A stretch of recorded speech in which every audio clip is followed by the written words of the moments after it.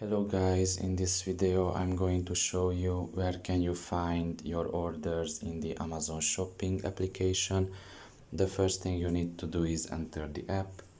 After you have done that and you are in the home page, you should look down below and you should select there the second option, which is a profile icon. Just press on it, and here you can see up there the first option presented to you, which is your orders.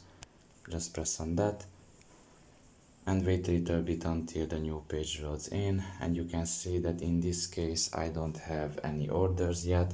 That is because I didn't use this application yet for any item to buy, so my orders list is empty. But in your case, if you use this application constantly, this is basically the section that you will find your orders in, and all of your orders will be presented to you here.